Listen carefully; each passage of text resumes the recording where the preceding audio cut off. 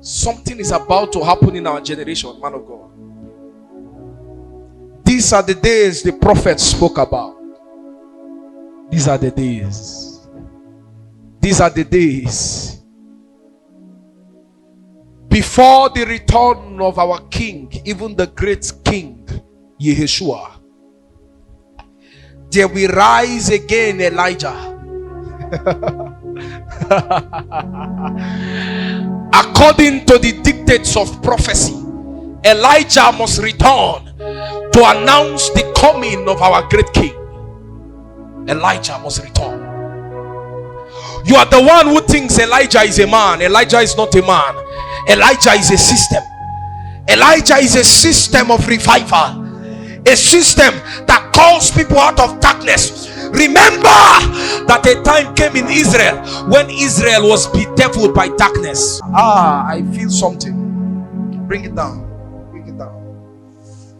Remember that a time came in Israel when Israel was bedeviled by darkness.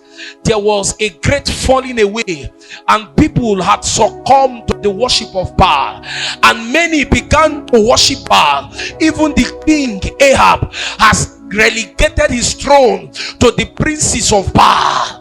And then came a man called Elijah. The scripture did not tell us who was his father.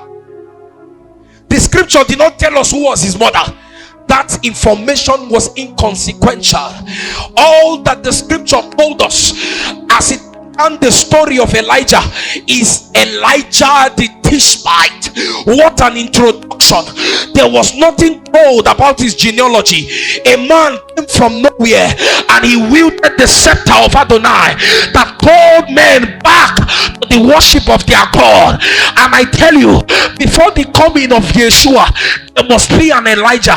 And so in the day when Jesus was to be born, there came John the Baptist, and he came as a voice crying in the wilderness, saying, let me make way, let me make straight the way of the Lord. There came a voice crying. That voice was the system of Elijah. That voice that John the Baptist operated under was what? Shout Elijah. It is according to the dictates of Adonai that before Yeshua comes, there must be Elijah. But I tell you that as Jesus left the earth realm, he's coming back again. Have you heard it? Have you heard that he's coming back again? And before the coming of the Christ again, Elijah must return. It is according to prophecy that Elijah must return. Elijah. This was what the scripture told us about the two witnesses. The two witnesses with fire in their mouth. They call down fire and fire comes. Elijah must return before the coming of the Lord. And these are the two witnesses. The scripture told us this time that it is the two witnesses that came to represent the system of Elijah.